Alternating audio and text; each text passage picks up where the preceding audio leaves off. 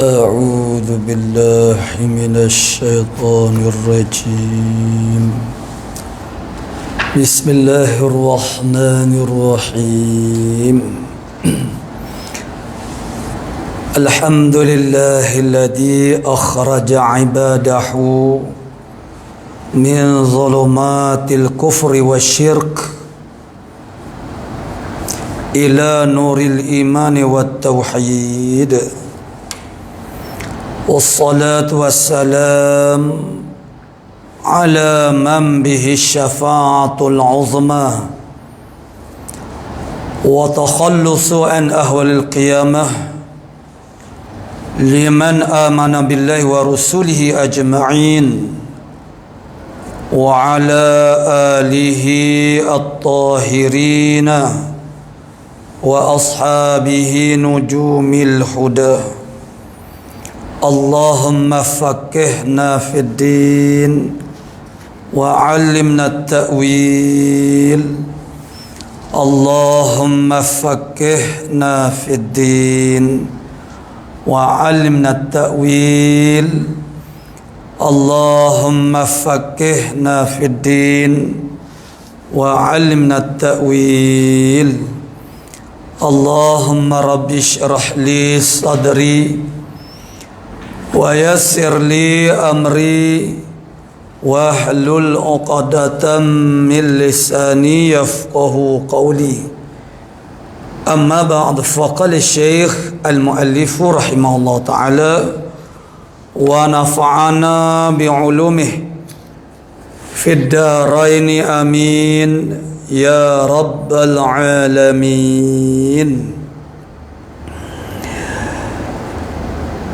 Dan bahawa dimudahkan baginya segala yang payah. Ahmad bin Muhammad Zim bin Mustafa bin Muhammad Al-Fatani. Qala musannif rahimahullah ta'ala, kata mu'alif kita rahimahullah ta'ala, yang akan disebut sebentar lagi, dan bahawa dimudahkan baginya bagi kitab ini, yakni risalah ini, segala yang payah.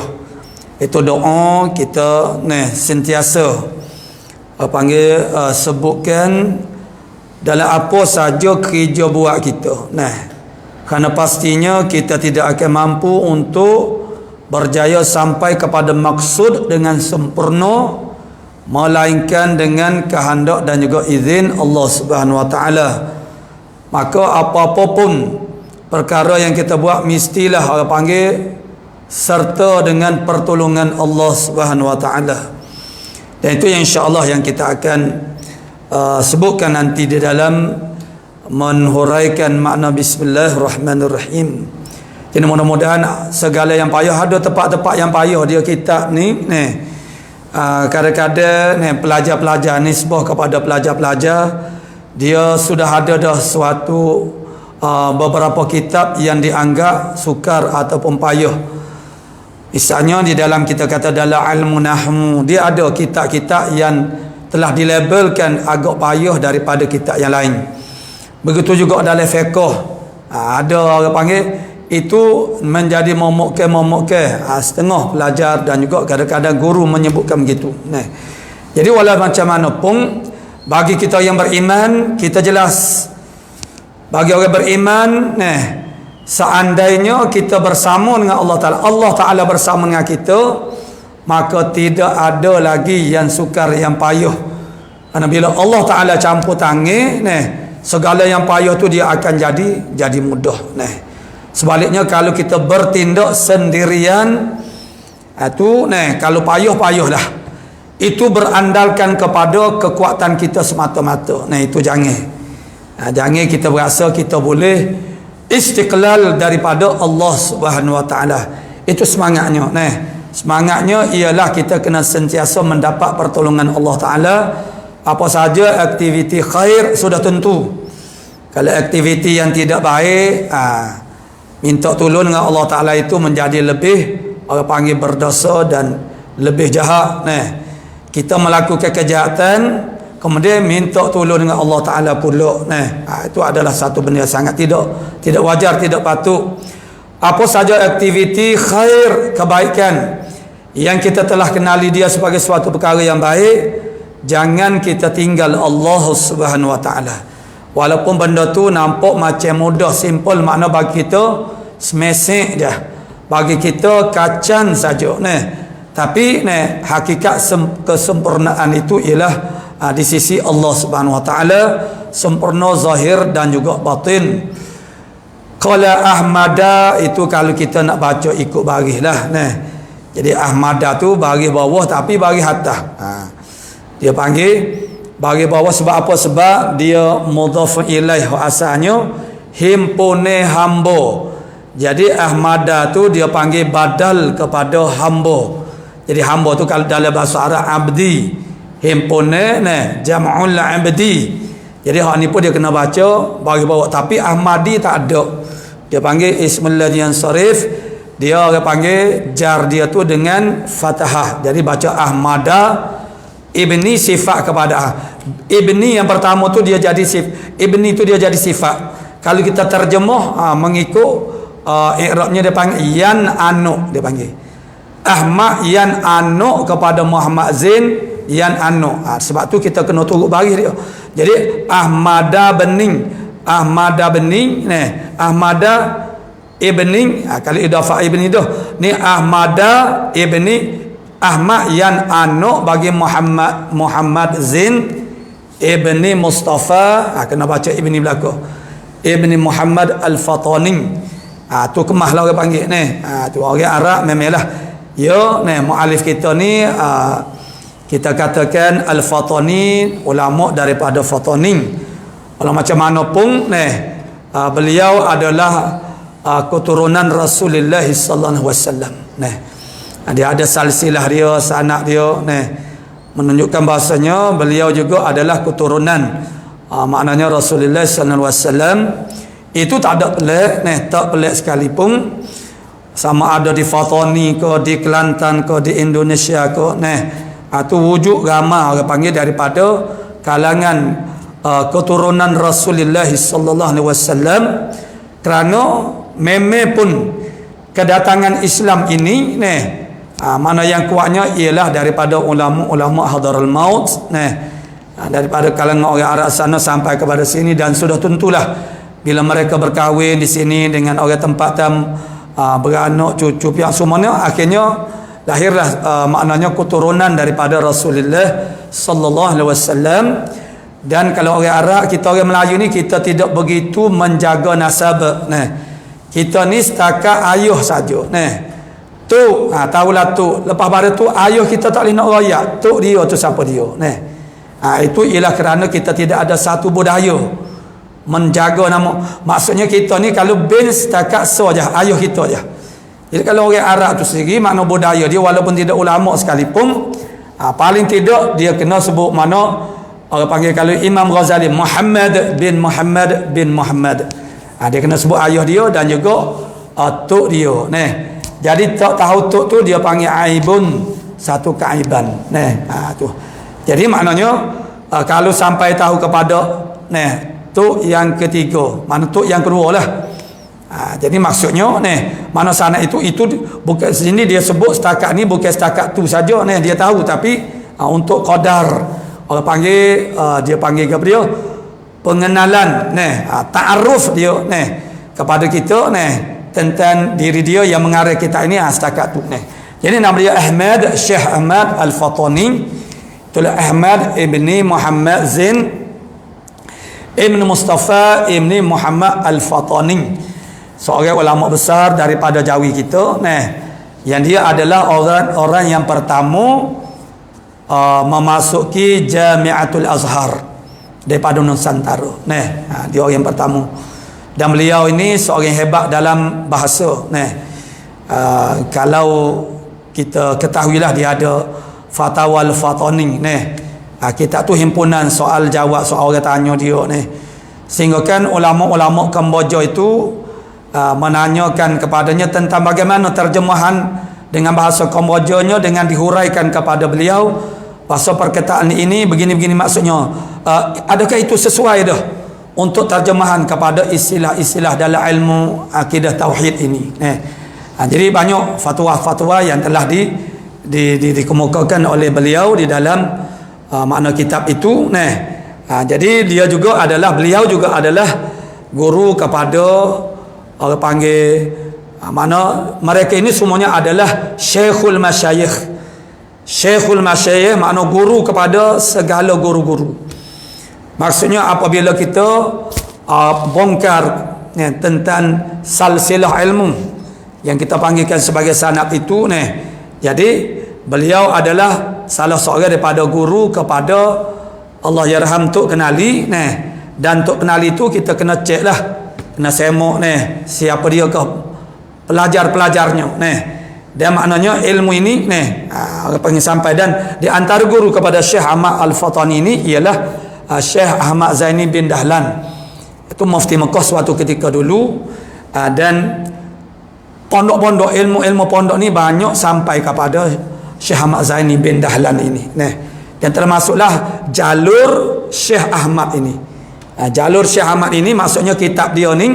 Jadi kita kena cek yang kita baca ni sampai kepada mana daripada guru kita.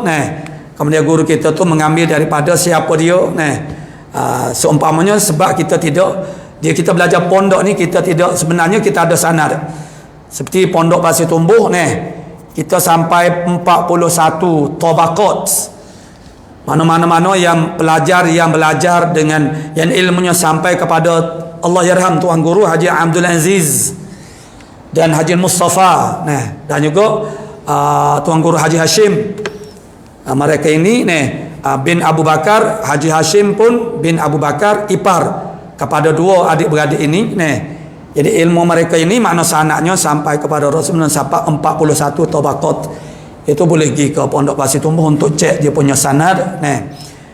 Jadi macam saya sendiri, saya belajar dengan kemarin saya sudah sebut dah nama dia, mana Haji Saufi, dan dia ni belajar juga dengan peringkat awal-awal lagi semasa bapa Inspan dia ni masih muda lagi.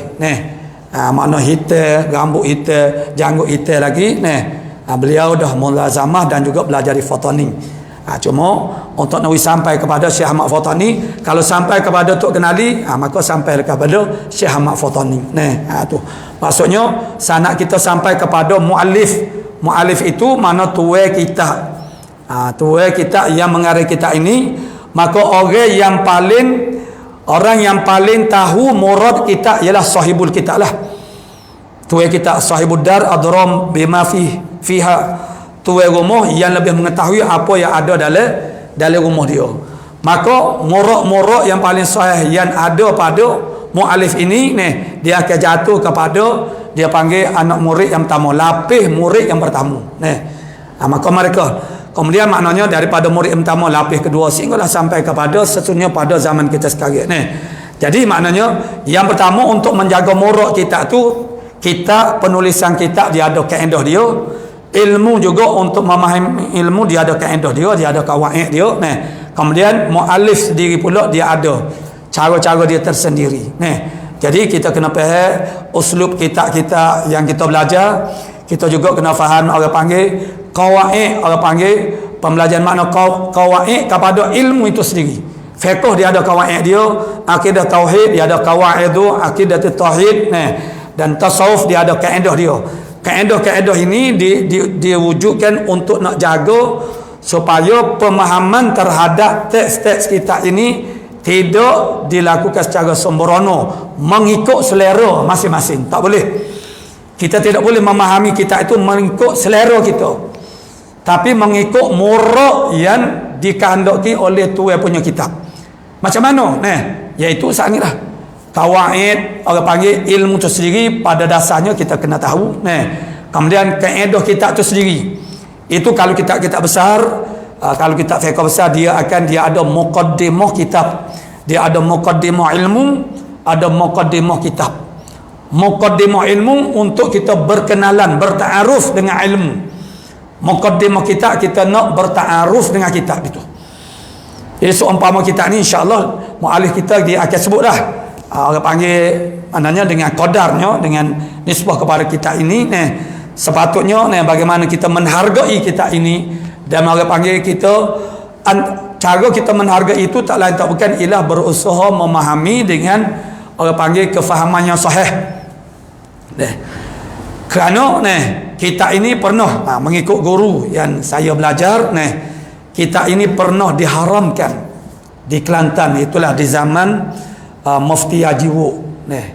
Pernah diharamkan bukan kerana kandungannya yang salah, yang sesat, tetapi ketika itu berlaku suatu keadaan di mana ada orang yang mengajar itu dia telah menyalahuraikan ada suatu ibarat di dalam kitab ini yang menyebab itu menimbulkan kekeliruan kepada orang ramai. Maka mufti pada hari itu, pada masa itu Mufti Haji Wuk itu mengikut cerita Tok Guru Ambo lah, mana telah menharam, tapi akhirnya dia telah di mana pengharamannya itu ditarik balik. Itu untuk menjaga maslahah. Bila timbul pada masa tu terpaksa dulu, stop dulu, supaya orang panggil diberi penjelasan kepada guru juga perlu diberi penjelasan apabila perkara ini maknanya orang panggil guru sendiri tidak jelas di dalam memahami orang panggil teks-teks mana kitab-kitab ini. Kerana ialah al-maklum sajalah, kita manusia ni ada orang maknanya niat yang baik sekalipun, tetapi kalau tidak kena caranya dia akan menatijahkan orang panggil benda yang buruk. Niat yang baik itu untuk mengajar manusia dengan membacakan, dengan orang panggil mengajar ilmu akidah tauhid.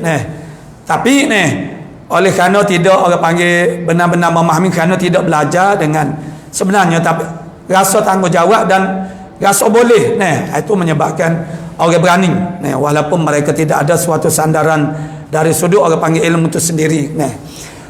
Qala muallifur rahimahullah taala, itulah lebih-lebih kurang ta'aruf kita dengan pengarang kitab kita ini, yang beliau dilahirkan sekitar tahunnya 5 Sya'ban 1272 Hijriah, bersamaan dengan 10 April 1856. Itu makna tarikh kelahirannya. Dan silsilah dianya melalui Sayyid Ali Al-Masyhur Al-Lakini. Itu kemudian dia adalah sampai kepada 20. Atas pada Sayyid Ali Al-Masyhur itu dia sampai ada 21 silsilah sampailah kepada Rasulullah sallallahu alaihi wasallam. Jadi dia tu untuk sampai kepada Sayyid Ali tu dia adalah beberapa orang panggil keturunan lagi. Jadi antara guru dianya ialah Syekh Ahmad Zaini bin Dahlan. Itu orang pondok sangat orang panggil mengenali. Dan di antaranya ialah Syekh Ismail Ad-Daudi, pengarang kitab Matla'il Badrain, cucu saudara kepada Syekh Daud Fatani. Yang dibawa oleh Syekh Daud Fatani ke Mekah bersamanya. Syekh Ismail Ad-Daudi itu makna Ad-Daudi yang dibangsakan kepada Syekh Daud Fatani. Di antaranya ialah gurunya ialah Tok Syekh Wan Ali Kutai, juga guru kepada Syekh Ahmad Al-Fatani, dan ramai lagi. Tapi di antara masyhur yang boleh jadi kita agak mengenalinya ini. Jadi itu adalah muallif kita rahimahullah taala. Khaddarallahu ta'ala riyadha rajahu bibulughil amani. Khaddarallah ini dia panggil jumlah du'aiyah dalam bentuk dia panggil fa'il madi. Dia jumlah du'aiyah ni tak semestinya dalam bentuk fa'ilul amri. Kalau yang belajar bahasa Arab lah sikit-sikit seperti Allahumma ghafir, tu fi'il amar. Jadi dalam bentuk fi'il madi banyak yang digunakan oleh barakallah, barakallah, ra'akallah, semua fi'il madi.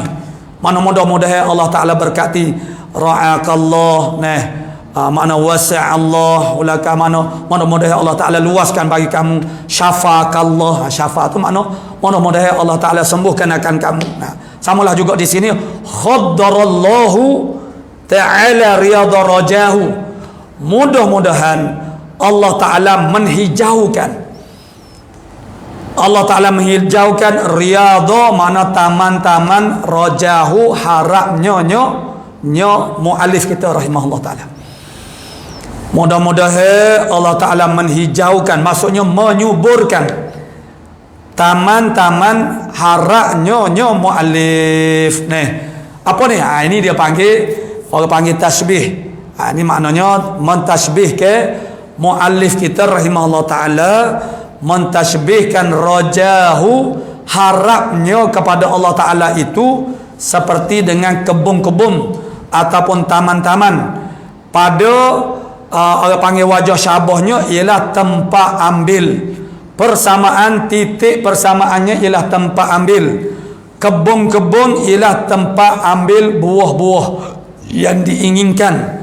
Raja, ar-raja, itu dia nak rajahu, itu hu domeh. Harapnya ar-raja tak ada hu. Raja hamzah. Hamzah. Riyadi rajain. Lana ni macam rajahu. Rajain kan. Raja maksudnya harap. Kebun ialah tempat ambil. Ini muallif kita rahimahullah taala, dia tunjuk dah ilmu bahasa dia. Maksudnya dalam ilmu maknanya makna balaghah.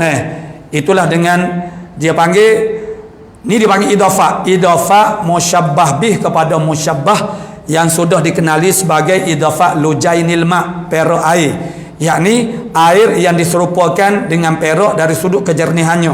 Jadi sini kebun-kebun harap, maksudnya muallif kita dia idafah, dia sandarkan kebun itu kepada harap, yakni harap yang diserupakan seperti kebun. Maknanya mudah-mudahan Allah Ta'ala menyuburkan harap, perasaan harap kita. Harap ini adalah alat. Alat untuk apa dia?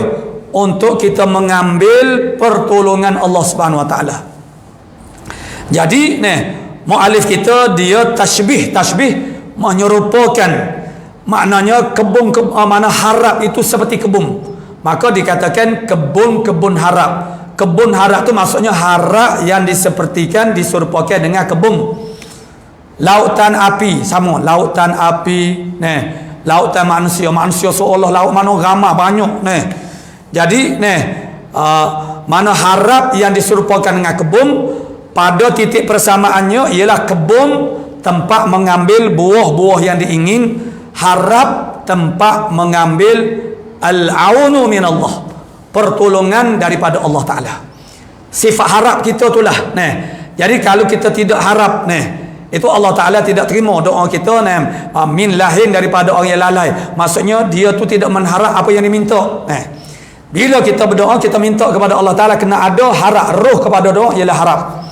Sebagaimana roh kepada sembahyang ialah khusyuk dari semaya. Roh ni hak lain daripada Allah Ta'ala, hidupnya ialah dengan roh. Allah saja hidup dia tidak dengan roh. Selain dan hayat, dalam istilah bahasa Melayu kita panggil menhayati. Menhayati itu maksudnya kena ada roh dalam itu, barulah dia hidup. Roh maknanya roh kepada semaya. Roh kepada semaya ialah khusyuk, barulah semaya itu hidup. Sembahyang yang hidup, maka semaya ni semaya yang berkualiti, semaya yang mempunyai kualiti, semaya yang mempunyai kekuatan untuk mencegah orang semaya itu daripada melakukan mungkar. Sebagaimana firman Allah Ta'ala, inna salata tanha anil fahsya'i wal munkar. Bapa sekarang ni ramai orang yang semaya tak tinggal pun semaya, tapi tetap saja kuat melakukan maksiat. Sebab semaya dia tu tak berapa jadi balas mana. Sebab semaya dia tu tak hidup. Sebab apa tak hidup? Sebab tak ada makna yang menghidupkan dia, itulah roh dia, itulah hayat. Mana itulah maknanya khusyuk dalam semaya. Ini dengan sebab tu tak boleh, kalau bukan Allah Ta'ala yang berbohong, kita yang berbohong. Kita kata kita sembahyang, tapi sebenarnya dok lagi sebagaimana Tuhan kan dok. Sebab kalau kita semaya serupa Allah Ta'ala nak kita semaya, sudah pasti berlaku apa yang dijanjikan oleh Allah Subhanahu Wa Ta'ala. Itu janji Allah Ta'ala. Janji Allah Ta'ala bahawa kalau kamu semaya inilah yang boleh jadi benteng diri kamu daripada kamu terjebak dengan melakukan maksiat. Tapi mengapa ramai manusia yang tak tinggal semaya, yang mengerjakan semaya tapi tetap cergas dalam melakukan maksiat-maksiat. Itulah dalil ataupun orang panggil sebagai alamat kepada kita bahasanya semaya itu tak berapa nak jadi balah mana. Jadi riyad, mana harap yang diserupakan seperti kebun ini. Jadi perkataan yang muwafaqah mutabaqah dengan kebun itu ialah khaddara. Khaddara makna mudah-mudahan menghijau, maksudnya menyuburkan oleh Allah Ta'ala akan kebun-kebun harap, maksudnya akan harap yang diserupakan dengan kebun. Perasaan harap kita tu biar jadi subur, minta Allah Ta'ala suburkan perasaan harap, biar berbunga-bunga dalam hati kita dengan perasaan gemar kepada menuntut ilmu, kepada ibadah. Maka mana berkembang, kalau bunga dia panggil berkembang. Berkembangnya bunga itu berbunga dalam hati kita perasaan harap, subur perasaan harap, maknanya kuat. Perasaan harap kepada Allah Ta'ala tu kuat, itu maksudnya. Jadi persamaan kebun dengan harap ialah tepat ambil. Kebun tepat ambil buah yang diingini, mujtahad, al-thamaratul al-fakihatu al-mujtahad, mana buah yang diingini, manakala rajak pula tempat ambil al-aunu min Allah, pertolongan daripada Allah Ta'ala. Dan sebagaimana yang saya dah sebutkan tadi, kita mesti sentiasa Allah bersama dengan Allah Ta'ala. Allah Ta'ala sentiasa bersama dengan kita. Allah bersama dengan kita, maksud Allah Ta'ala sentiasa bersedia untuk memberi pertolongan kepada kita. Jadi mudah-mudahan Allah Ta'ala suburkan perasaan harap kita, sebab kita nak guna ni. Jadi kalau kita tak ada rasa harap kepada Allah Ta'ala, payah. Maknanya kita tidak akan dapat, sebab Allah Ta'ala al-allamal ghuyub. Allah Ta'ala sangat mengetahui perkara yang gaib, apa yang ada dalam hati kita. Kita berdoa misalnya, adakah kita berdoa itu dengan penuh pengharapan kepada apa kita harap? Sebab kita yakin Allah Ta'ala pasti akan istijabah doa kita, kalau kenalah dengan segala rukun syarat dia. Jadi dengan sebab itu, mana kita kena ada harap itu dia mari daripada yakin. Dia bertitik tolak daripada yakin pula. Benda yang kita tak akan harap kepada orang yang kita tak yakin dia mampu untuk memberi pertolongan kepada kita. Begitulah. Mudah-mudahan Allah Ta'ala suburkan, kuatkan dalam hati kita perasaan harap. Bibulughil amani, harap akan apa? Harap dengan sampainya al-amani, makna cita-cita. Dan sudah tentulah cita-cita kita melalui pembelajaran kita ini ialah supaya kita sampai kepada mana ma'rifatullah pada tahap-tahap yang terbaik. Pengenalan kita kepada Allah Ta'ala ini dia tidak ada had. Seseorang yang telah mengenali Allah Subhanahu Wa Ta'ala, maknanya dia kena tambahkan lagi makrifah dia, pengenalan dia. Dan pengenalan kita kepada Allah Ta'ala ini tidak akan ada habisnya, tidak ada tidak ada intihak, tidak ada penakhiran. Maknanya sebab contohnya kita manusia, sama-sama kita manusia ni pun kita tidak akan mengenali habis peribadi seseorang itu. Baik orang panggil pasangan kita, baik anak-anak kita tu dia panggil furu', cawangan kita. Sepatutnya kita kena habis licin luar dalam dia, tapi luarnya dalamnya. Tapi apa yang berlaku banyak ibu bapa akhirnya menepuk dahi kerana tidak menyangkakan bahasanya anak dia melakukan suatu perkara yang dia tak sangka akan buat benda lagi tu. Itu menunjukkan dia tak kenal. Supaya juga orang panggil saing-saing kita, sahabat-sahabat kita, yang kita kata kita kenal dia habis licin semua, luar dan dalamnya kita kena habis. Tetapi satu masa dia melakukan satu perkara yang kita terkejut. Sebab apa terkejut? Kerana kita tidak menyangka dia boleh buat benda lagi tu. Itu bermakna kita tidak kenal habis dirinya. Itu makhluk. Macam mana kita nak kenal habis Allah Subhanahu Wa Taala? Tidak akan ada habisnya. Pengenalan terhadap dia tidak ada intihak. Maksudnya kalau ada orang mendakwa bahasanya dia kena habis Allah Ta'ala semua perkara, mana? Tak ada yang begitu. Dengan sebab itu makna pengenalan orang itu dia ada tahap-tahap yang berbeza.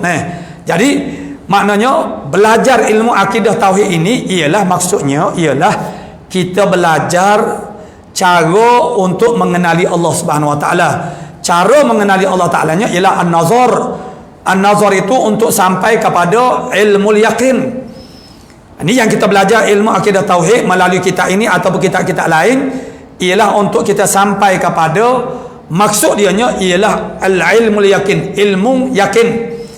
Ilmu yakin itu ialah ilmu pengenalan kita berdasar kepada barahin.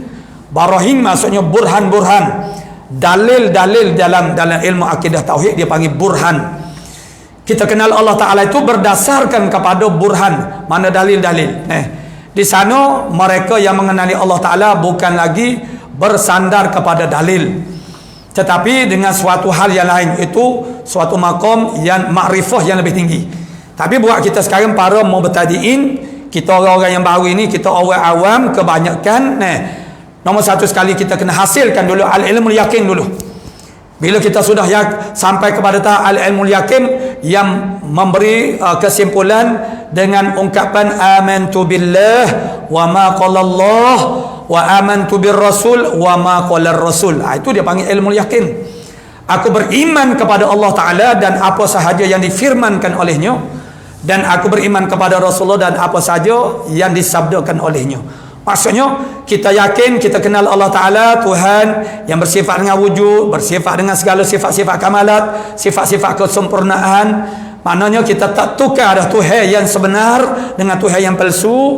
Maka sepenuh keyakinan kita kena letakkan padanya, walaupun kita tidak nampak, walaupun kita tak dapat rasa, tapi kita yakin berdasarkan kepada ilmu, yakni berdasarkan kepada maknanya barahim, makna tanda-tanda, alama-alama, bukti-bukti, makna dalil-dalil. Maka itu sahlah iman kita. Bila dah sah iman kita, barulah munasabah, barulah layak, barulah orang panggil lulus untuk kita bermuamalah dengan Allah Subhanahu Wa Taala. Mana untuk berurusan dengan Allah Taala, yakni dengan melakukan hubungan dengan Allah Taala, yakni melakukan ibadah kepada Allah Ta'ala, sehingga semua usaha yang kita lakukan itu akan dihargai oleh Allah Subhanahu Wa Ta'ala. Wa kana sa'yukum mashkura, adalah usaha kamu disyukurkan, diterima kasih, dihargai oleh Allah Subhanahu Wa Ta'ala. Wa kana sa'yukum, adalah usaha kamu, kamu itu siapa dia? Orang-orang yang beriman dengan iman yang sejati, yang sah imannya. Selagi tidak sah iman kita, maka apa saja aktiviti kita, khususnya kita katakan aktiviti khair, apa saja gerak kerja kita yang baik pun tidak akan dipandang, tidak akan diterima dan tidak akan dihargai. Kalau kata orang Kelantan, mana skeping rabuk Tuhan tidak akan bayar, mana 5 sen pun Tuhan tidak akan bayar. Seandainya tidak sah i'tiqad kita, akidah kita tidak sah, rikah tidak benar, mana i'tiqad kita tidak sah, iman kita tidak sah. Jadi dengan sebab itulah perkara yang paling penting sekali dalam hidup kita ialah mengesahkan iman kita. Nombor satu sekali ialah kena kenal Allah Ta'ala. Kenal itu ialah untuk menuju kepada al-iman itu, untuk kita yakin. Jadi al-ilmul yakin membawa kepada kesimpulan sebagaimana yang saya sebutkan tadi. Kita beriman kepada Allah Ta'ala, dan sebanyak mana firman Allah Ta'ala, wajib kita kena tasdiq. Tasdiq maknanya membenarkan. Benar makna ya, sungguh. Baik hukum hakam yang Allah Ta'ala sebut dalam Al-Quran, baik orang panggil segala kisah-kisah yang mengandungi ibrah-ibrah, apa saja yang datang daripada Allah, apa saja yang datang daripada Rasulullah, datang daripada Rasulullah sallallahu alaihi wasallam, maka wajib kita kena terima. Yang berbentuk perintah, wajib kita kena beramal. Jadi dengan mana mudah-mudahan Allah Ta'ala suburkan dalam hati kita perasaan harap, dengan sampai kita kepada al-amani, mana cita-cita kita ialah untuk berkenalan dengan Allah Subhanahu Wa Taala. Ta'aruf kita dengan Allah Subhanahu Wa Taala itu diiktiraf oleh Allah Taala. Allah yang iktiraf kita, kenal dia. Macam mana kita nak tahu Allah Taala iktiraf? Bahasa kita ni memang betul-betul mengenalinya, ialah sebagaimana pedoman-pedoman yang telah diberikan oleh alim ulama. Bahasanya orang yang mengenal Allah Ta'ala itu bagaimana, mana ciri-cirinya macam mana, kriterianya macam mana. Jadi tanda-tanda dia, setiap perkara itu dia ada tanda dia, ada alamah. Maka alamah orang yang mengenal Allah Ta'ala itu macam mana kita nak tashihkan bahasanya, orang panggil i'tiqad kita itu sahih. Jadi itulah antaranya ialah kita berguru, mana guru supalah juga orang panggil bacaan-bacaan Al-Quran untuk nak tahu betul ke tidak, tasihih daripada guru. Guru mentasihihkan, membuat pengesahan. Jadi samalah juga kita belajar maknanya sesuatu orang panggil ilmu, kemudian kita dapatkan tasihih daripada guru. Adakah kefahaman kita itu adalah sahih? Karena yang belajar itu daripada guru yang hebat sekalipun, tetapi kadang-kadang oleh kerana kefahaman dia itu tidak sampai kepada boleh jadi berlaku begitu. Sebab itu adalah penting untuk mendapat tasheh. Maksudnya kita kalau orang zaman sekarang dia panggil, ialah sekarang dia panggil ri'at, orang panggil ni ri'at. Zaman sekarang ni manusia yang jahil minal juhala ni, manusia-manusia yang jahil dengan biadabnya ni, buat konten-konten react kepada para alim ulama ni. Mereka berani membuat orang panggil komentar kepada ulama-ulama dan menyalahkan ulama-ulama yang mana guru-gurunya yang berwibawa sekalipun nak begitu, seolah-olah mereka ini maknanya layak lah untuk orang panggil komen ataupun membuat komentar atau react kepada mana dalam arti kata ni maknanya menilai orang panggil pengajaran guru itu betul ke salah. Nah, jadi seolah-olah mereka, sedangkan mereka tidak ada asas dan ilmu agama. Jadi mudah-mudahan Allah Ta'ala suburkan hati kita dengan perasaan harap. Dia dua perkara, dia panggil bawa'if, perkara yang membangkitkan kita itu untuk melaksanakan perintah Allah Subhanahu Wa Ta'ala. Harap dan juga takut. Harap kita tuntun tarik ke depan, takut pihak ke belakang. Nah, wa nafa'a bihadhihi risalatil muslimina, dia mudah dia panggil ataf hubung kepada khaddara. Mudah-mudahan Allah Ta'ala memberi manfaat dengan risalah ini, risalah yang amat kecil ini, al muslimina, akan orang-orang Islam, termasuklah muslimat. Walaupun di sini tak sebut muslimat, cuma muslimat itu al muslimina wal muslimat nak taukid saja. Walaupun sebut orang laki-laki Islam, dia termasuk dah sebenarnya orang perempuan pun, cuma nak takkid wijil lebihnya wal muslimin wal muslimat wal mu'minina wal mu'minat, begitu. Termasuklah orang perempuan, masuk muslimat pun masuk juga ni. Lama kita kata mu'alif kita ni dia doa untuk muslimin saja ni. Ini dia panggil double standard ni. Mana tak pandai orang perempuan, tidak. Kalau orang yang faham ilmu bahasa Arab, mana dia faham. Jadi walaupun sebab tu banyak dalam hadis pun sebut rajulin, mana dia apa nama, misalnya satu hadis Nabi kata asyaddun nasi yaumal qiyamati hasratan rajulun, manusia yang paling menyesal di akhirat kelak, rajulun, seorang laki-laki. Sebenarnya bukan nak kepada orang laki-laki, seseorang maksudnya. Rajulun amkana talabul ilm falam yatlubuh, seseorang, kita tak boleh terjemah seorang laki-laki, kalau begitu tak termasuk orang perempuan. Bagaimana? Macam mana pula tak termasuk orang perempuan? Begitu diistisnakan. Ini bukan, ini umum. Mana manusia yang paling menyesal di akhirat kelak ialah seseorang. Rajulun, makna laki-laki. Maknanya seseorang, makna amkanahu talabul ilm fid dunya. Boleh baginya untuk menuntut ilmu semasa dia hidup di atas dunia, falam yatlub, tetapi dia tak menuntut ilmu. Ini huraian dia panjang lah. Apa menyesal? Sebab semuanya bertitik tolak daripada ilmu. Di sini tak apalah, kita pandai lekeh, kita anggap benda tu mudah, tak apalah, tak belajar mana semaya, tak okey, tak pandai semaya, kita semaya lama dah, nak belajar buat berapa lagi, tak apalah. Akhirnya ramai manusia melakukan kesalahan-kesalahan, kesilapan-kesilapan secara berterusan. Dan kalaulah kesilapan secara berterusan itu ialah di dalam masalah i'tiqad, maka itu bahayanya sangat-sangat besar. Sebab itulah sifat-sifat Allah Ta'ala wajib kita tahu secara tafsili, seperti sifat qiyam baqa dan juga qiyamu ta'ala binafsih. Sebenarnya tiga-tiga sifat ini sudah pun terkandung di dalam makna wujud Allah Ta'ala, wujud zati. Tapi ulama mengatakan bahasanya la'anna khatara fihi azimun, kerana bahaya di dalam ilmu akidah ini sangat besar. Apabila kita tersilap langkah, maka tidak memadai dengan ijmal secara borun, perlu ditafsirkan, diperincikan satu persatu. Takut-takut ada orang tak boleh nak mengambil, tak boleh nak faham. Bahasanya bila kita sebut wujud Allah Ta'ala itu, maka di dalamnya itu, kandungnya dalam itu mengandungi makna kidam dah, mengandungi makna bakot dah, mengandungi makna qiyamu ta'ala binafsih dah. Ini dengan sebab itu ditafsirkan, disebut secara soreh pula. Sekali lagi, mudah-mudahan Allah Ta'ala memberi manfaat, memberi faedah dengan risalah ini akan orang Islam.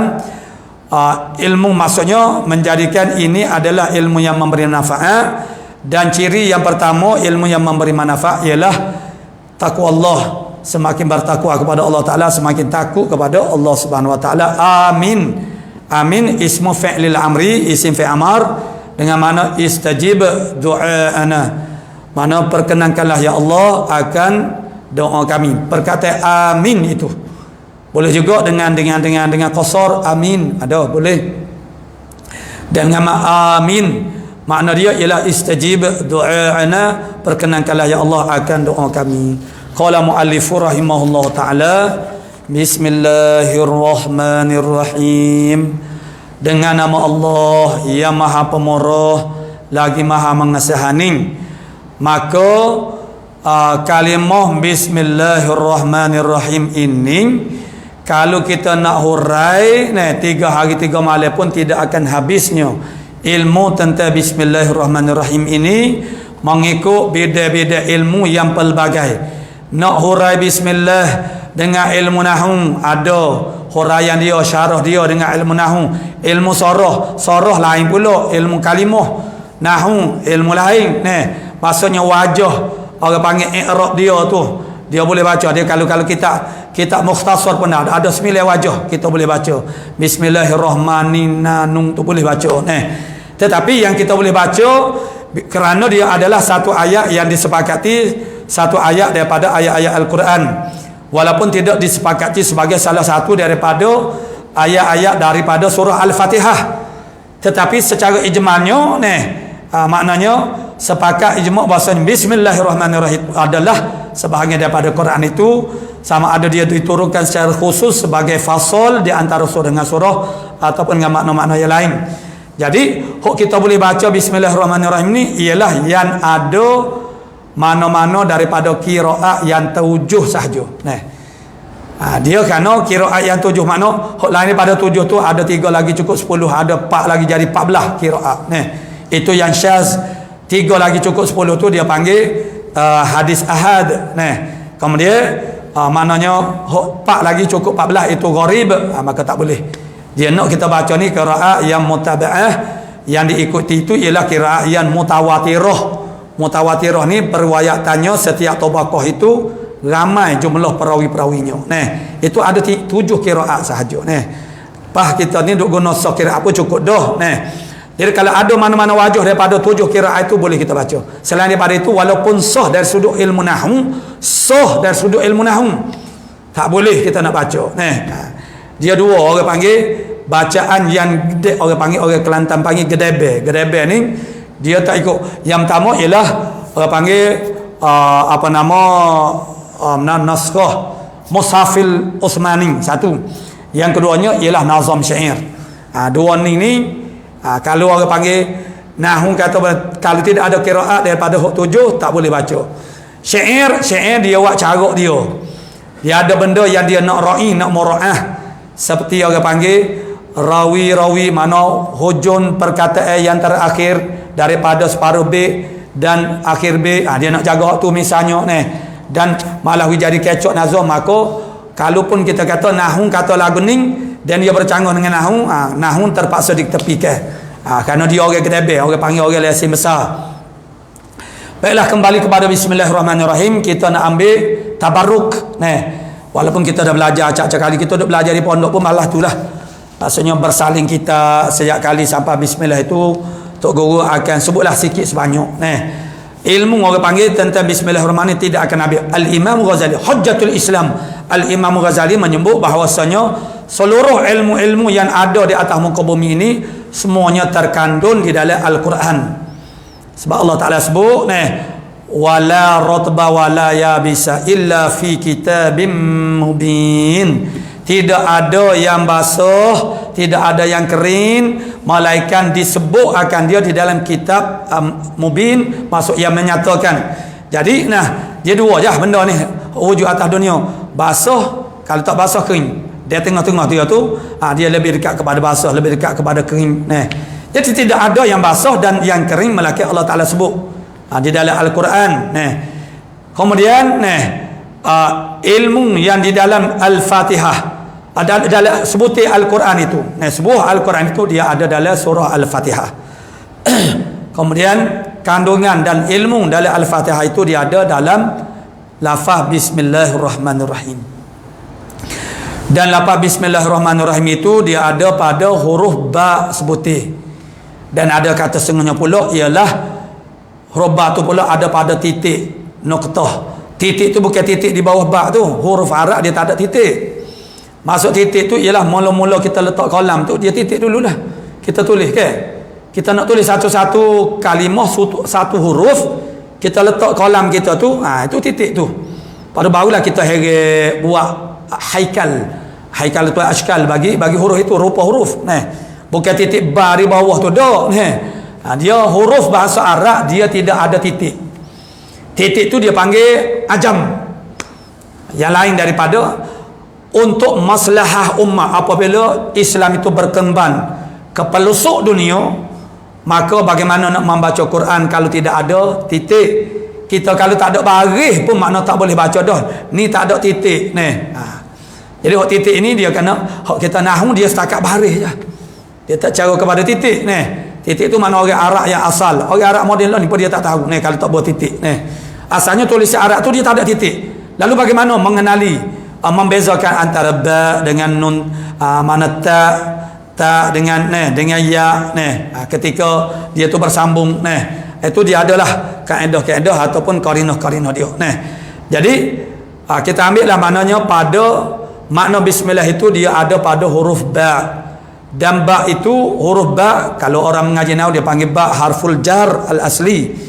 Ya huruf ba ini yang mana dia isyarat kepada al imanu billah. Dia kerana Imam Ghazali dia kata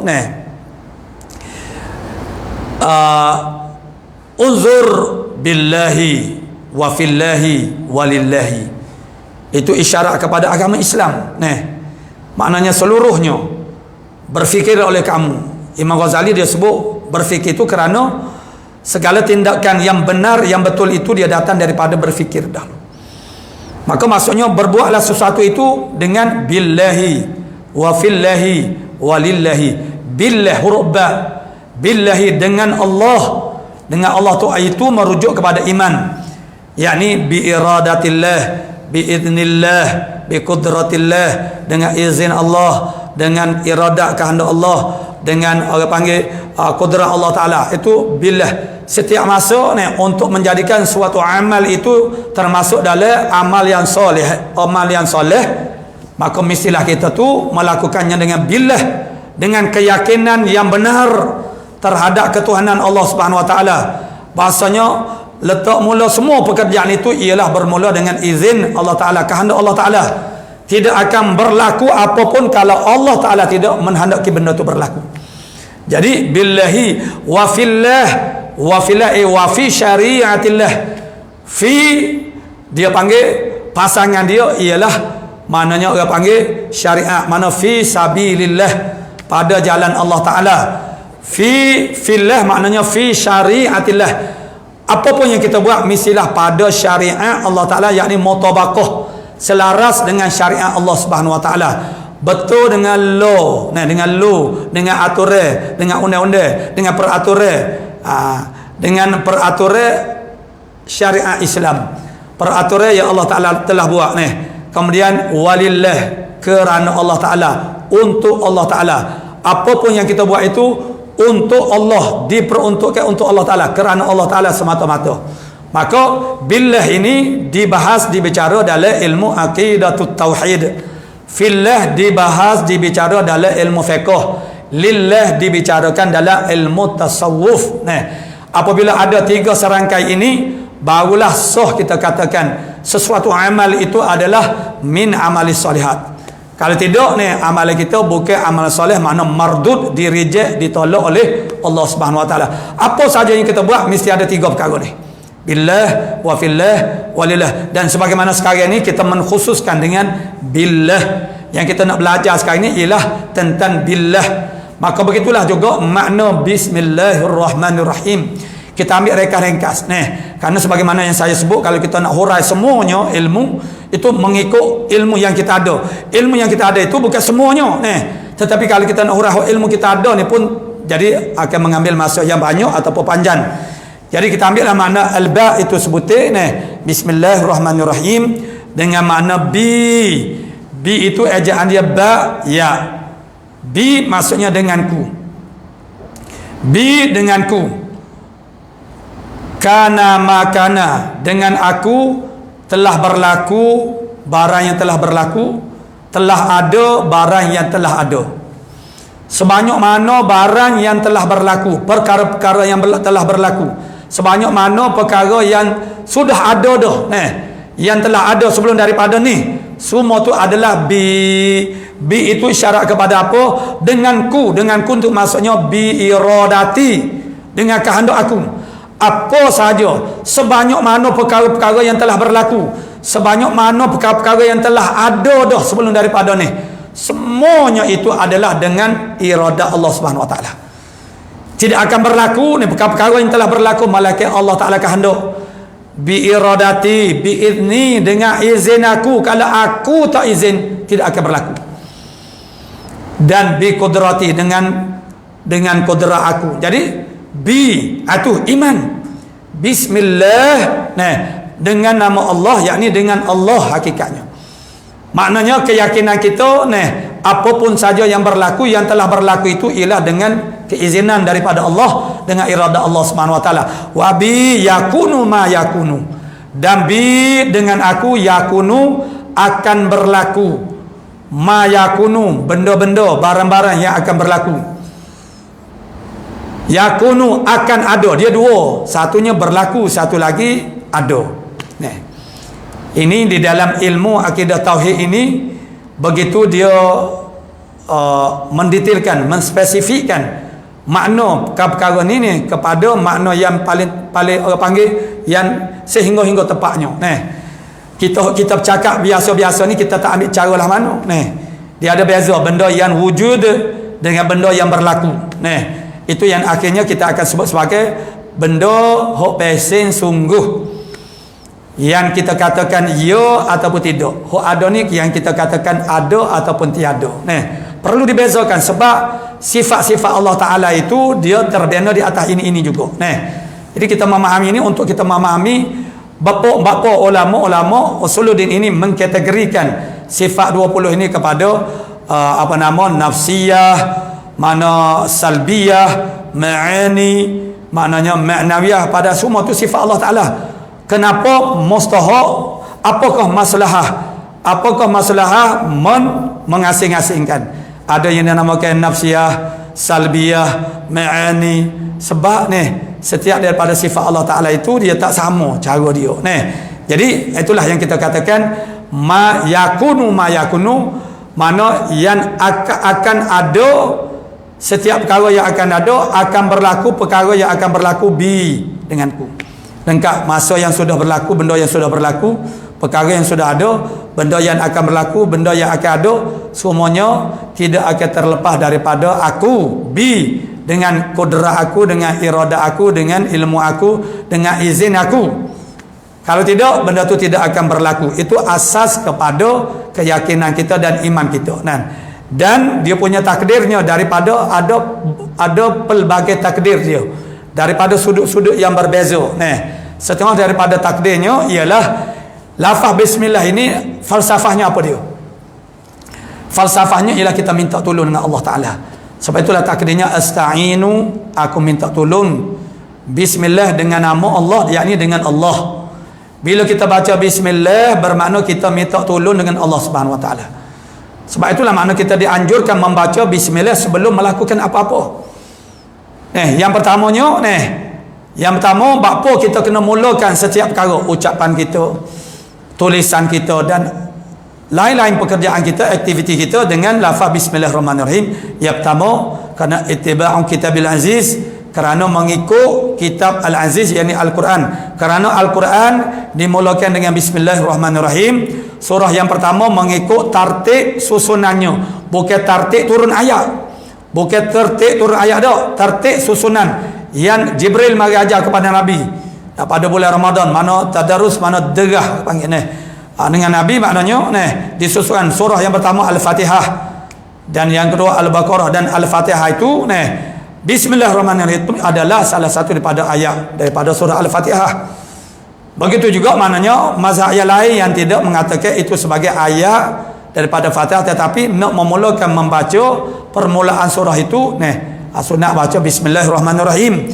Jadi kerana kita meniru Al-Quran, tiru Quran, meniru ini adalah di antara perangai manusia, sifat manusia yang sangat orang panggil rasih teguh.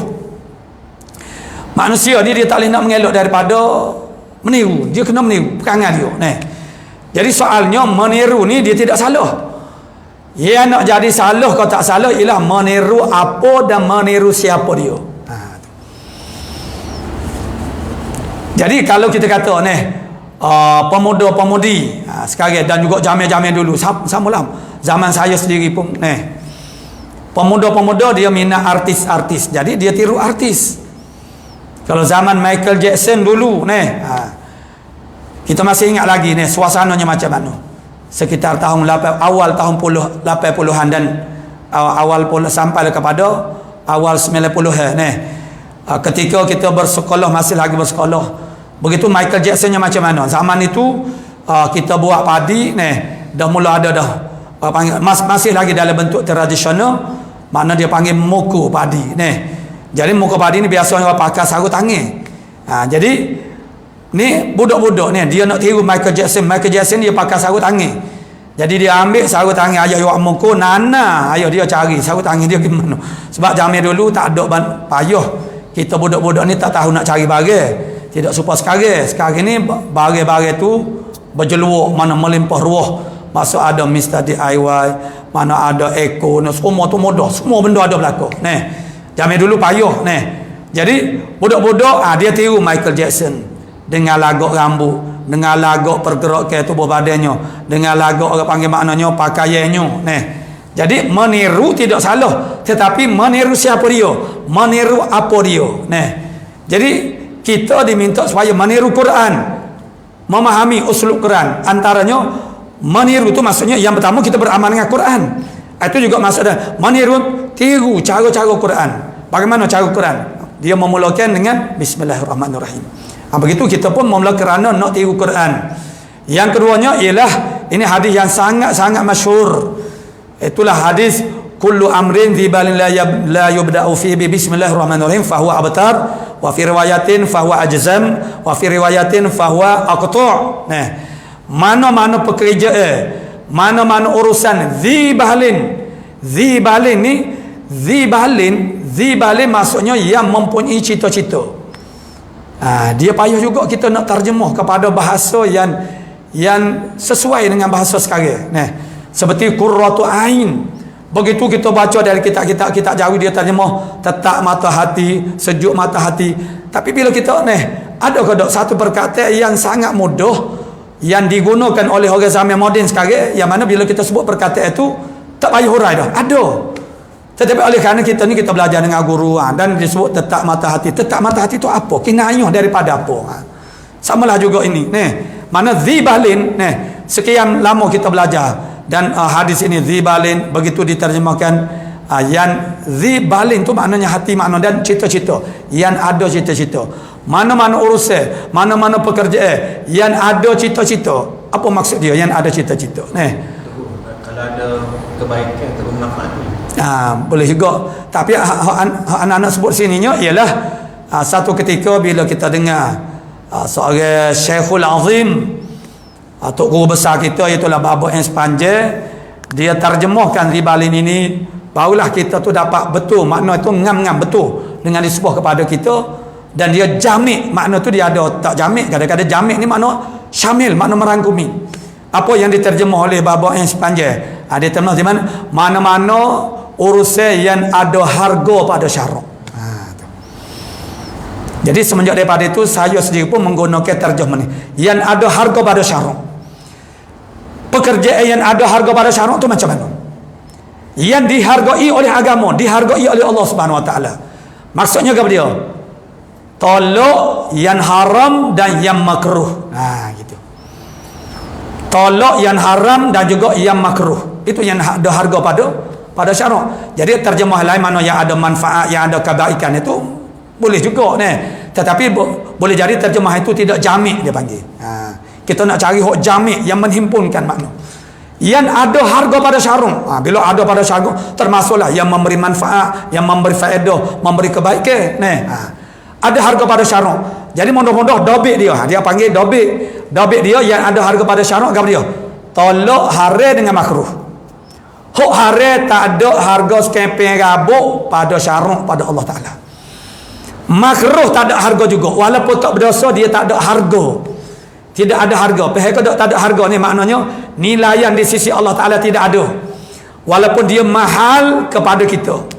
Sebab ni, seperti kita kata sekarang, banyak program-program, banyak aktiviti-aktiviti yang besar-besar, yang dibesar-besarkan, tetapi dianya tidak ada harga pada syarak. Sebab program itu mungkar. Program mungkar, ada maksiat, begitu dibesar-besarkan oleh manusia, belanjanya, kosnya habis banyak ni, dan manusia sanggup berkorban masa semua, tapi benda tu tak ada harga pada syarak. Benda tak ada harga pada syarak, ya haram dan yang makruh. Ada harga pada syarak, nombor satu yang fardu, yang kedua yang sunat, yang ketiga mubahah. Mubahah ni benda-benda yang harus, yang kita jadikan wasail kepada yang wajib dengan yang sunat. Dia ada 5, okey, hukum taklifiyah syariah kita ni. Wajib, sunat, harus, makruh, haram. Makruh dengan haram tolak, reject, tak terpakai agama. Tak ada harga sikit kabut di sisi Allah Subhanahu, di sisi agama. Fardu sudah tentulah. Allah Ta'ala menghargai kita bila kita melaksanakan amal yang fardu, yang wajib. Yang sunat pun begitu juga. Mubahah ni apa dia? Mubahah ni benda yang harus. Benda yang harus ini dia ada 2 kemungkinan. Dia ada 2 potensi. Potensi untuk meraih pahala, potensi untuk meraih dosa. Jadi mubahah ni apa dia? Makan, minum, tidur, naik motor, naik kereta, semua tu kerja cari makan, itu masuk dalam fardu ain. Dia ada qadar dia, fardu ain, nafkah diri kita, anak isteri kita. Bukan benda yang maknanya kemudian apa saja mubahat, perkara-perkara yang harus, yang menjadi wasail kepada yang wajib, maka dia jadi wajib juga. Kalau dia jadi wasail kepada yang haram, maka dia jadi haram. Kita beli kereta, niat dia untuk nak pergi buat maksiat, mau mudahkan perjalanan kita untuk pergi buat maksiat, maka beli kereta tu haram. Ma'adda ilal haram, ini usul fiqh. Perkara yang membawa kepada haram, maka dia haram juga. Sipir pitih, wak kerja, jadi koli, tukar rumah, gaul seminggu, dapatlah, kalau dia beri orang panggil 50 riyal, 70 riyal sehari, 80 riyal, dapatlah 2-300 seminggu. Apa tu? Sipir bertengah tak makan, makan sikit-sikit gitu. Apa? Nak beli motor, nak beli kereta, tujuan dia nak buat maksiat. Dua kerja, duk gaul seminggu haram dah, situ lagi. Itu kita kena jelas. Itulah billah wa fillah wa fillah walillah. Jadi dia tidak ada matlamat menghalalkan cara, tak ada. Mestilah wa fillah, betul dengan syariat Allah Subhanahu wa taala.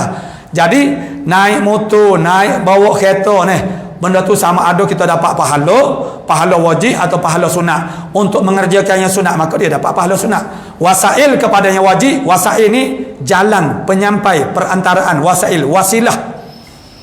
Jadi dia ada kaedah, dalam fiqh kita ada kaedah. Hukmul wasail, hukmul maqasid. Hukum wasail itu ialah hukum maqasid. Kalau maqasid, maksud suatu perkara itu haram, maka wasail saat ini pun haram juga. Naik motor, beli motor, cari pitih banyak, tujuan dia ialah nak sedap nak buat maksiat ni. Gap dia maksiat macam-macam lah tu. Carian, walaupun kita berusaha bekerja dengan sumber daripada pendapatan yang halal sekalipun, tapi dia haram min haitsu tariq, dari sudut cara. Dia nak jadi haram itu, dia haram li dzatihi, diri benda tu haram, dan haram itu benda halal, benda mubah, dia jadi haram min haitsu tariq, daripada sekira-kira jalan. Sekira-kira jalan makna dia menjadi jalan kepada melakukan yang haram. Kita makan produk-produk kesihatan. Apa ni? Supaya kita kuat gagah. Mana? Nak buat maksiat. Nak buat maksiat, jadi kita maknanya apa yang kita lakukan untuk menyampaikan kepada melakukan maksiat, maka dia semua tu jadi haram laku. Tengok kategori. Kalau yang makruh jadi makruh. Begitu juga yang sunat jadi sunat. Yang wajib jadi wajib. Jadi kullu amrin tibalin, kita perhabis hadis ini. tiap-tiap pekerjaan zibalin yang ada harga pada syarak. Jadi yang harus kita kena jadikan dia wasail kepada wajib dengan sunat, baru dia ada harga. Kalau tidak, sama ada dia jadi haram atau makruh ataupun dia mulghah. Mulghah ni makna sia-sia. Pahala tak dapat ni, ada siapa tak dapat juga. Tapi yang sia-sia ini menyebabkan banyak hisab di pada masyarakat, itu menyusahkan kita. Jadi kullu amrin zibalin, tiap-tiap pekerjaan yang ada harga pada syarak, la yubda'u fih, tak dimulakan dia padanya pada pekerjaan itu. Kulli amrin sa'ni bismillahirrahmanirrahim, dengan membaca bismillahirrahmanirrahim, fahuwa abtar, maka dia adalah abtar. Fahuwa, maka pekerjaan itu abtar. Pada satu riwayat fahuwa ajzam, maka ajzam itu dia ada dua tafsir. Salah satu daripada tafsirnya ialah penyakit juzam, penyakit kusta. Penyakit kusta maknanya yang zahabat al-anamilu, hilang luruh oleh jari jemarinya, jari buruk, akhirnya kena potong. Yang pertama fahuwa abtar, terpotong ekor. Riwayat yang kedua ajzan, mana penyakit juzam, kita ambil satu tafsir daripadanya, penyakit kusta. Dan yang ketiga fahuwa terpotong tangan. Ketiga-tiga riwayat ini memberi maksud mana qalilul barakah. Qalil makna sedikit barakah, maksudnya tak ada berkah, tidak ada kebaikan. Tidak ada kebaikan di sisi Allah Ta'ala. Apa pun yang kita berkat ni, berkat dalam bahasa mana pun tak ada tafsiran, tidak ada penterjemahan dia. Terjemah itu ialah salin bahasa, satu kalimah kepada satu kalimah, tak ada. Berkat ini kita boleh katakan sebagai ziyadatul khair, sentiasa bertambah kebaikan. Apa yang kita buat tu ada kebaikan. Nasi kita suap masuk dalam mulut, kita dapat rasa lazat dia, kemudian kita dapat orang panggil kekuatan tubuh badan, dan kita dapat pahala di akhirat kelak. Apa? Sebab kosak kita makan tu adalah benar. Jadi itu dipanggil berkat. Dapat kebaikan dunia akhirat, itu dipanggil berkat. Kalau kebaikan dunia saja tidak nama berkat. Berkat-berkat itu ialah tentang mendapat kebaikan daripada apa yang kita buat, apa yang kita usahakan. Jadi bila kita memulakan satu pekerjaan dengan tak mulakan dengan bismillahirrahmanirrahim, pekerjaan kita itu tidak sempurna pada batin di sisi Allah Ta'ala. Makna tak berkat. Tidak berkat maknanya tidak ada kebaikan di sisi Allah Ta'ala, walaupun dipandang, disanjung oleh manusia. Orang puji kita bagus, orang kata oh ustaz ni dunia dapat, akhirat dapat. Yo, awak tahu mana awak kata lagu tu tu. Jadi maknanya para doa juga, para da'i juga mesti orang panggil lebih kerak, lebih banyak. Orang panggil muhasabah diri. Sebab kita ni, apabila kita ni sanjung oleh manusia, kita mudahlah nak berasa kita dia jadi orang panggil semakin tebal tabir diri kita untuk kita melihat uyub mana keaiban ni kita. Sebab itulah kita kena belajar ilmu tasawuf. Ilmu tasawuf itu yang pertama maknanya, sebenarnya matlamat tasawuf itu ma'rifatullah juga, tapi tarik yang berbeza. Kemudian nak orang panggil dia lebih dakik lagi tentang penjaga hati, kerana hati itulah yang membuat hubungan dengan Allah Subhanahu Wa Taala. Jadi dengan sebab itu bila kita nak sunat, kita memulakan pekerjaan yang ada harga pada syarak. Benda yang tak ada harga pada syarak, itu jangan mulakan dengan bismillah, kerana dia akan menjadi lebih berdosa, lebih jahat lagi kita, dengan sebab kita duk menyambil dengan nama Allah untuk buat benda yang tidak dihargai olehnya. Yang kedua, dia ada istisna daripada baca bismillah ini, walaupun benda tu tidak keji pada syarak, tetapi dia panggil muhaqqarah. Muhaqqarah benda-benda yang lekeh, seperti dari kitab dia sebut contoh mengikat tali kasut ke berapa, tak payah dah baca bismillah. Jadi kalau kita nak kata permulaan setiap perkara, tak banyak lah. Mana misal kita kata kita duduk begini, kita paling ke kanan, kita mula berpaling. Jadi Nabi kata la yubda'u fi bima, kena bismillah semua lah. Jadi kalau duduk bismillah semua tu, dia jadi lagu lain pula. Dia jadi orang panggil kita duduk menyambil, dia tu duk buat seheb kecek tu semua, dia jadi lekeh pula. Situ dia kena jaga antara baina. Maka untuk perkara yang lekeh-lekeh itu tak disunatkan kita membaca bismillah. Begitu juga zikir mahdoh, tak sunat kita baca bismillah pada memulakan zikir mahdoh, zikir semata-mata seperti azan. Azan tu makna tak sunat kita baca bismillahirrahmanirrahim. Tapi jangan marahlah kalau dia nak azan dia baca bismillah tak sunat tu maksudnya haram ke tak? Bukan haram, cuma tidak sunat, gitu je ni kita kata tak sunat, kita pergi letak tak boleh lah jadi itulah maknanya. Kalau kira makna tak habis lagi tapi itulah, insyaAllah tengoklah esok sama ada kita nak hurai sedikit lagi bismillahirrahmanirrahim sebagai tambahan. Karena sebagaimana yang kita sebutkan tadi, bahasanya tidak akan ada habisnya huraian kita terhadap bismillah, karena semua ilmu itu akan akan pergi kepada Quran pergi kepada Al-Fatihah, dan dia akan pergi kepada orang panggil Bismillahirrahmanirrahim. Yang penting juga kita insya-Allah esok kita akan huraikan setiap lafaz itu sebagai pengenalan kita lafaz bismillah ini, supaya lebih tahakuk lagi, mantap lagi kita menhayati makna bismillah itu semasa kita mengucapkan Bismillahirrahmanirrahim. Jadi untuk hari ini ila akhir, wallahu subhanahu wa taala a'lamu bis-shawab. A'udzu billahi minasyaitonir rajim. Bismillahirrahmanirrahim. Alhamdulillahi rabbil alamin wassalatu wassalam ala asyrafil anbiya'i wal mursalin wa ala alihi wa sahbihi. Allahumma taqabbal minna innaka antas sami'un alim wa tub alaina ya maulana innaka antat tawwabur rahim.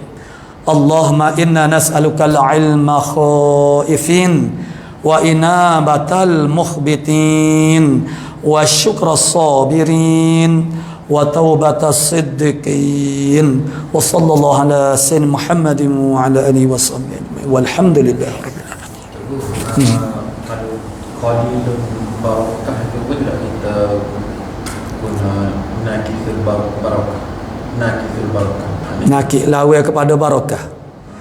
Jadi qalil tu makna dia sedikit, tapi biasa guna maksudnya tidak ada barakah dah. Jadi kalau nak kata lawa kepada barakah, Nakis pun boleh. nakis mana Quran. Nakis kurang barakah pun boleh juga. Tu. Jadi kurang tu macam qalil tu sedikit. Kualitas sedikit maknanya ada juga. Ada juga sikit. Kalau nakis mana tak berkat langsung. Boleh juga. Dia terbenar berlaku. Mengikut keadaan situasinya. Jadi menapi ke mana kurang berkat, mana sikit, ada juga sikit-sikit. Tu.